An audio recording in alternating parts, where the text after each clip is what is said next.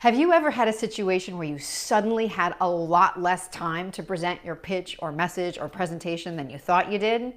I think most of us have been in that situation, and it can be terrifying, especially if we're not the ones in charge of how much time we have or what the ultimate product of that cut down message is going to be. But if we take a look at Sheryl Sandberg's 2017 Commencement Address to Virginia Tech, we have some really good clues on just how much power a great red thread can have.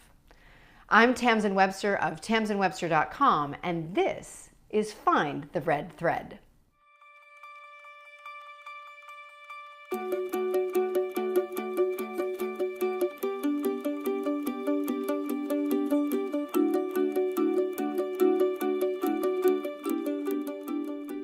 Sheryl Sandberg's original talk was 25 minutes and 3,300 words.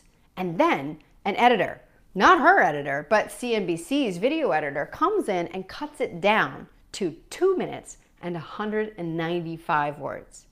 And yet all the major points of her longer talk survive in that clip. Why?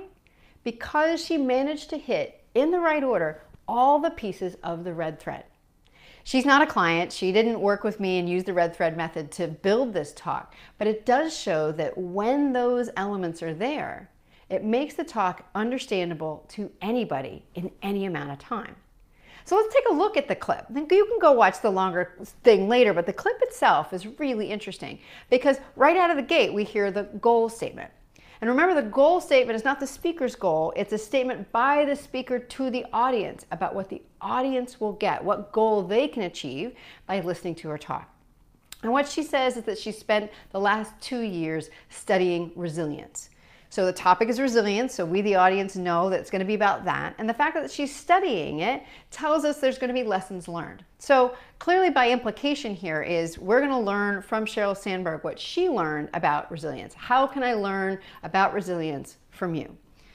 She goes on to explain why she was studying it, but then she sets up, or rather the editor sets up, her problem statement, which was a discovery that she made as a result of all that studying. And the discovery was this, that we are not born with a certain amount of resilience. And that's a perfect problem statement, by the way, because it sets up a difference, a binary, a dichotomy between the world as we may think it was and the world as she discovered it actually is. We may think that we had a certain amount of resilience, and she is saying, we're not born with that amount. Once she said that, it sets up her idea statement beautifully.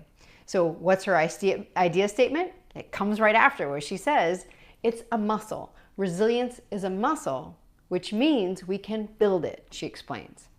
She goes on to say that if it's a muscle and we can build it, that means we can build resilience in ourselves, we can build it into our loved ones, and we can build it into the communities around us.